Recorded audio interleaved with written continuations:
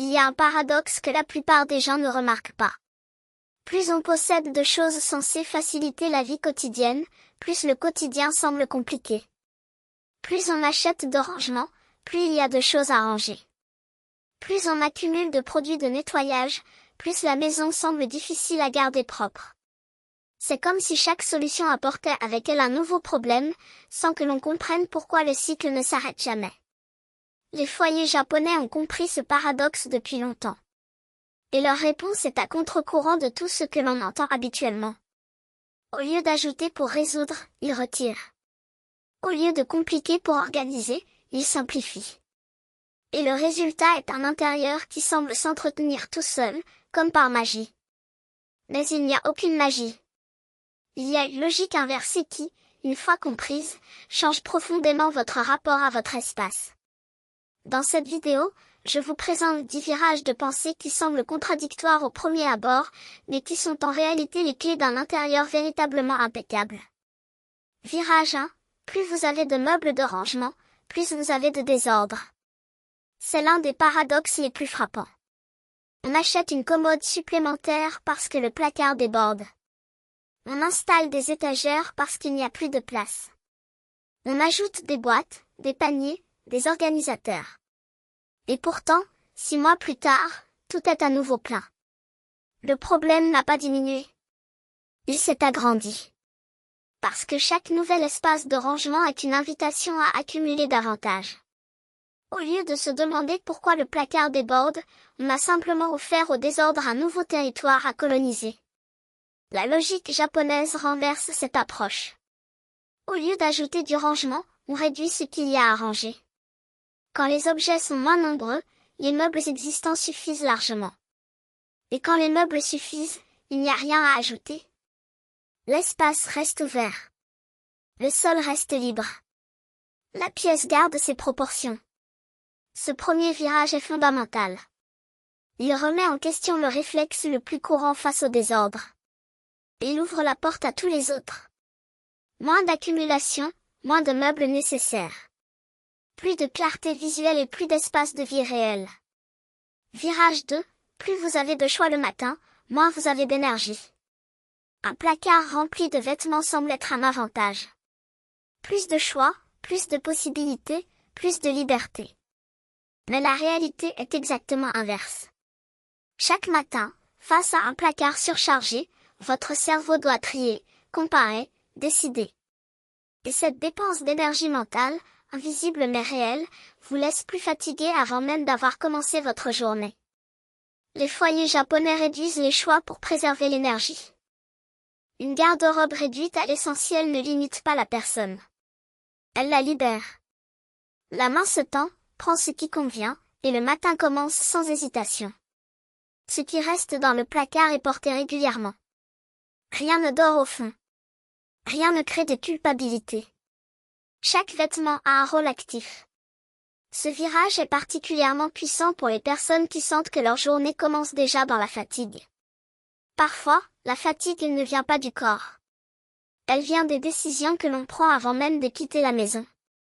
Moins de décisions dans la journée, plus d'énergie disponible pour ce qui compte vraiment. Virage 3, plus les surfaces sont décorées, moins l'espace est beau. On pense qu'une surface vide est une surface triste. Qu'un mur sans cadre manque de personnalité. Qu'une étagère avec de l'espace libre est sous-utilisée. Alors on ajoute un cadre, un objet, un bougeoir, une plante, un souvenir. Et peu à peu, la surface disparaît sous les objets. Le regard ne sait plus où se poser. Tout se fond dans un bruit visuel permanent. Le paradoxe est que moins il y a d'objets sur une surface, plus chaque objet restant est mis en valeur. Un seul cadre sur un mur attire le regard. Un seul vase sur une table crée un point focal. Un espace libre autour d'un bel objet lui donne de la dignité. Les intérieurs japonais maîtrisent ce principe à la perfection. La beauté ne vient pas de l'accumulation. Elle vient de la sélection. Et cette sélection, aussi dépouillée qu'elle puisse paraître, crée une atmosphère de calme et d'élégance que l'encombrement ne peut jamais offrir. Plus de clarté visuelle. Moins de travail répété pour dépoussiérer et réorganiser des surfaces surchargées. Virage 4. Plus vous gardez de souvenirs physiques, moins vous vous en souvenez vraiment. Les boîtes à souvenirs sont pleines. Les tiroirs débordent de photos imprimées, de cartes postales, de petits objets ramenés de voyage. On garde tout parce que jeter semble irrespectueux envers le souvenir. Mais voici le paradoxe. Quand tout est gardé, rien n'est regardé. Ces boîtes restent fermées pendant des années. Ces tiroirs ne sont jamais ouverts. Et les souvenirs, au lieu de vivre dans la mémoire, dorment dans l'obscurité d'un placard. Les foyers japonais abordent les souvenirs différemment. Gardez peu, mais gardez bien. Choisir un objet qui représente une période entière, plutôt que 20 objets qui la dispersent. Et mettre ce choix en évidence, là où le regard le retrouve naturellement. Quand vous gardez 3 souvenirs au lieu de 30, chacun retrouve sa force émotionnelle. Vous les regardez vraiment. Vous vous souvenez vraiment. Le souvenir sort du placard et revient dans votre vie. Moins d'accumulation sentimentale pesante. Plus de légèreté mentale. Plus de connexion réelle avec ce qui compte. Virage 5. Plus vous avez de produits de nettoyage, plus le ménage prend du temps. C'est un paradoxe commercial que peu de gens remarquent. On achète un produit pour les vitres, un pour le sol, un pour l'acier, un pour le bois, un pour le calcaire, un pour les graisses. Et à chaque nettoyage, on passe du temps à choisir le bon produit, à chercher le bon flacon, à se rappeler lequel va où. Les foyers japonais utilisent souvent 2 ou 3 produits polyvalents pour l'ensemble de la maison. Le nettoyage commence immédiatement, sans phase de sélection. Le geste est rapide parce qu'il n'est pas ralenti par le choix. Et l'espace sous l'évier est dégagé, ordonné, facile à maintenir. Ce virage remet en question l'idée qu'un produit spécialisé est toujours meilleur qu'un produit polyvalent. Dans la pratique, la simplicité gagne. Moins de flacons, moins de choix, moins de temps perdu. Le ménage redevient un geste fluide au lieu d'une opération logistique. Plus de sensation de contrôle sur votre routine de nettoyage. Moins d'accumulation sous l'évier.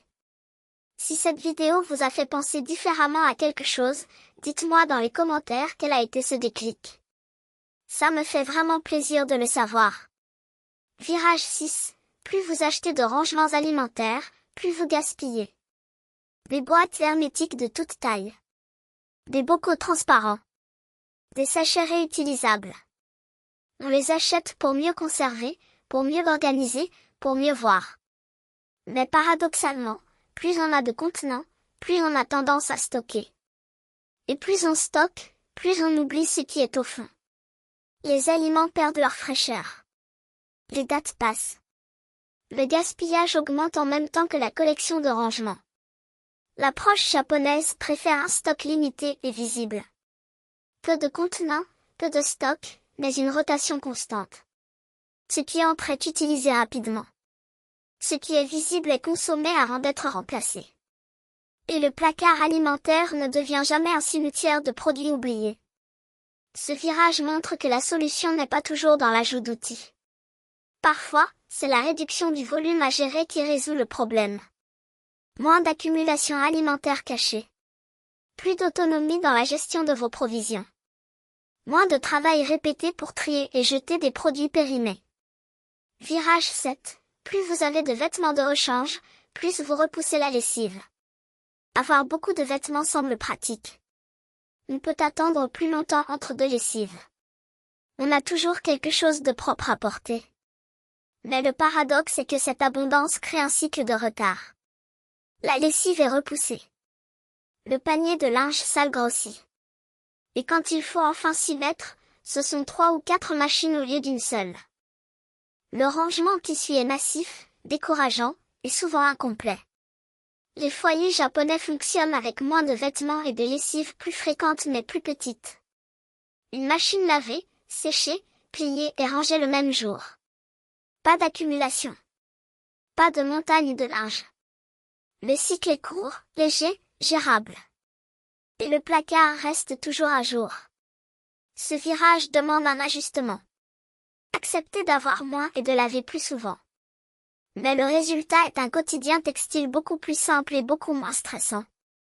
Moins de décisions sur quoi porter. Plus de légèreté mentale face au linge. Moins d'efforts physiques concentrés sur un seul jour de lessive. Virage vite, plus vous gardez de vieux appareils, moins votre espace fonctionne. Le vieux téléphone dans le tiroir. L'ancien ordinateur dans le placard. Le chargeur sans appareil correspondant. Le petit appareil de cuisine jamais utilisé depuis 2 ans. Chaque appareil gardé occupe un espace physique et crée un poids mental. On sait qu'il est là. On sait qu'il ne sert à rien.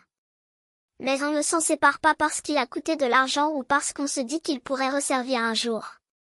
Le paradoxe est que ces appareils, en occupant de l'espace, empêchent cet espace de servir à quelque chose de vraiment utile.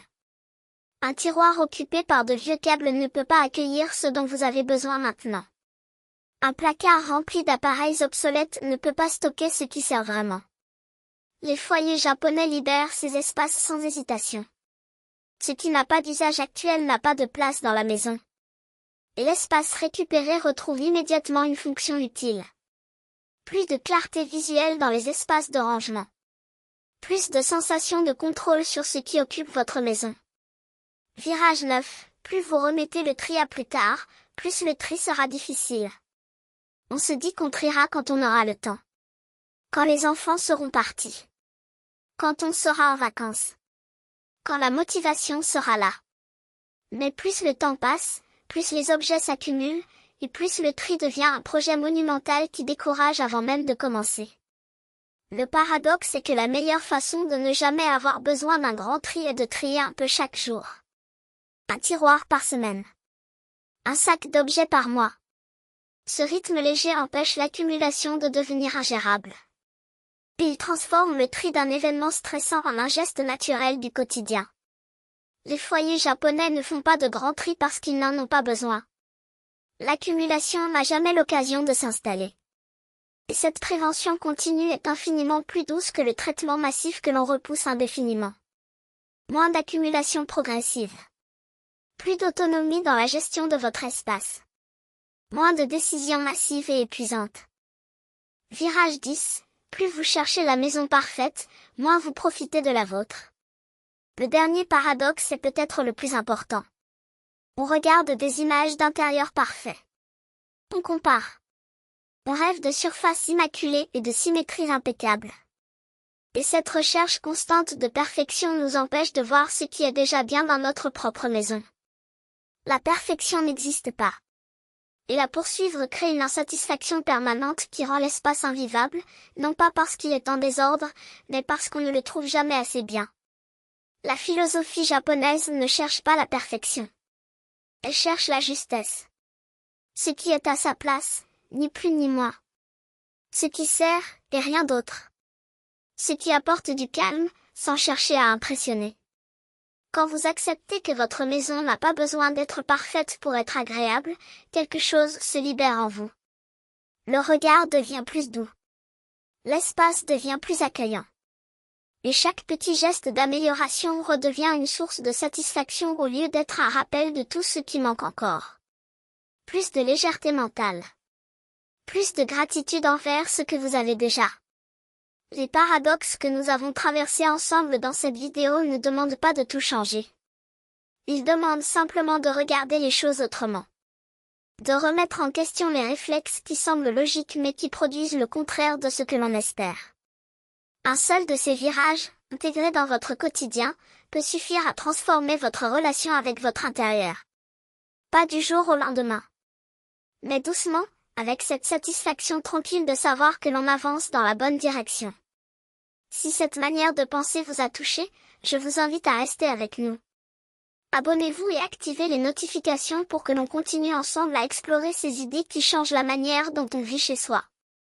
Avant de partir, si une idée de cette vidéo vous a fait regarder votre maison ou votre vie différemment, dites-moi dans les commentaires quel a été ce déclic. Je lis tout avec beaucoup d'attention et cela m'aide à apporter des contenus qui font vraiment la différence pour vous.